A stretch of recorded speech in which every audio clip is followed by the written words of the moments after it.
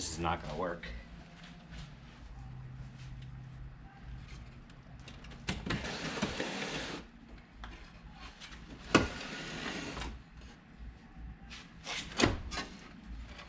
Might, oh yeah, it's not too bad.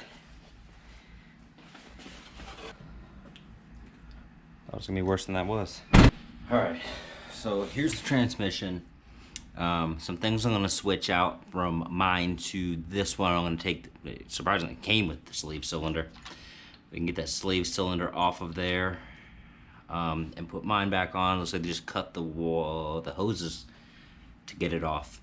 Came with these sensors as well. I'm not really quite sure what those are, but maybe one of you guys can explain it.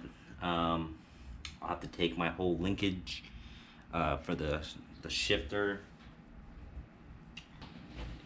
All right, so with this kit, I'm also gonna take this clutch fork out and then this pivot as well, because I have the V-Locks, or whatever they changed their name to now. I can't think of it right now. But the pivot I have from them and the clutch fork as well. So I'll be putting those in there. Everything else looks pretty good. I'm gonna clean it up first before doing anything with it, and then yeah, we'll go from there. Oh, so something that I totally forgot to mention was, seeing as I'm already taking all this out, I took the lightened flywheel from ACT.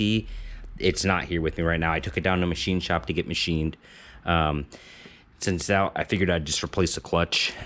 Surprisingly, and this is why I did it too. So the clutch, the 6-puck is the same one that I had before,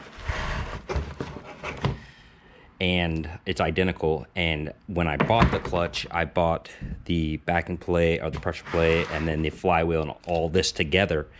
But seeing as this was in good condition and the flywheel's in good condition, I was able to purchase just this, and it was like $180. So that saves quite a bit because I have everything else for it compared to the stock one. But I do need to start changing over some of that stuff, like I stated before. So we'll do that first, or at least a little bit of it, and then probably finish it up tomorrow. I guess with all the switch outs and everything by tomorrow, and then I'll be able to pick up the flywheel on Monday. So hopefully Monday or Tuesday this thing can go back in, and then starts the break-in process to get this thing good to go.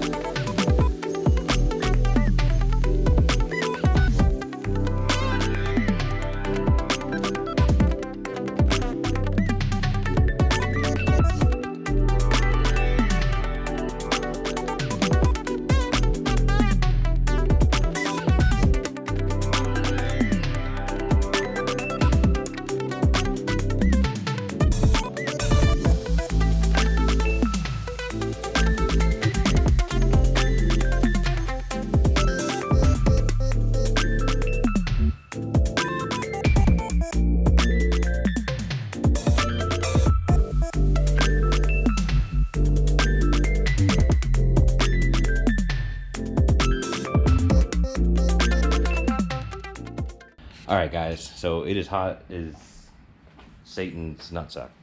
But as you guys might have seen, I had to transfer everything from my old transmission over to the new transmission. So that included, I kind of kept these lines from the original one, and I kept them over. But I need to still get the clutch fork out. I'm only changing this clutch fork because this is the V-Locks Varus, whatever name they go by now. Their clutch fork and then their pivot. So I pulled it out of that one already. Now I gotta get this one, and I am still waiting on the throwout bearing. It's already out. Why not change it? I'm waiting on that to come in the mail, which should be here tomorrow, and then I'll install that at the same time. But as for now, that's everything I can get to. I did have some problems trying to fit this back in because I was trying to put this on first and then this, and I just could not get it, but I ended up figuring it out. Put that on first, lay it down, and then put this piece on, and then tighten everything up. Pretty simple to switch things over, especially when you're looking at them side by side, but yeah, that might be it for tonight. I might give it a couple spray downs on the back. Mine's super dirty. Race car? Yeah, but I'll switch some of that, or clean that up a little bit, and then hopefully that'll be good. And then tomorrow I'll get back to it and try to get the throwout bearing installed as well at the same time. So we'll get back to that. All right, so I got lucky, and this ended up showing up yesterday. It wasn't supposed to be here until next week, but yep, that showed up. Now at this point, I'm just waiting on the flywheel, like stated before. That's the one I had put on it. That's the stock one that was in here, and it looks like it's got quite a bit of material on the back of it.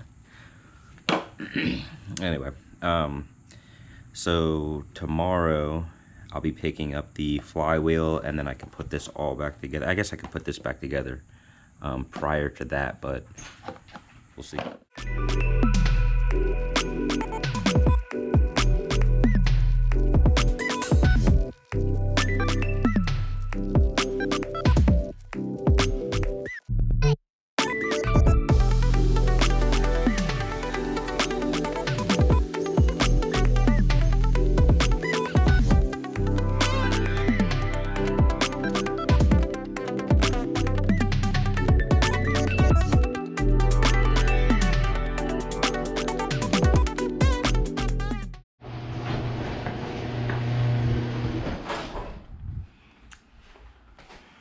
All right, so we picked up the flywheel today. It is, it's been machined. We cleaned it up with some brake cleaner. As you can see, the transmission's pretty clean as well. We got the clutch fork from mine in there. Got the new throwout bearing on. Starter I still got to put on. All right, so when pulling out the drive shaft, we were disconnecting the exhaust in the back, and we had a little bit of an issue with the bolts. We would unscrew the bolt, and the bolt, if you've seen it, it's like a double threaded side. It just kept spinning until we had to cut one of the bolts off. But here's what it looks like. Got destroyed on that one. That one's not too bad, but that one's destroyed for sure. So we had to order one. I contacted Rally Sport Direct, and Rally Sport Direct got me one. She's gonna be shipping, should have shipped today, like later this afternoon. I'm not positive though, but it should. I mean, the last things I ordered from them, which was the fluid and the throwout bearing, came way ahead of schedule, and that was on regular shipping. I expected it to be like next week, but we got lucky with that. All right, so what I'm gonna try to do is I'm gonna use my phone as a light, so this probably may or may not work. But try to get a view from underneath of it. What we got going on. Let me get my light on my phone.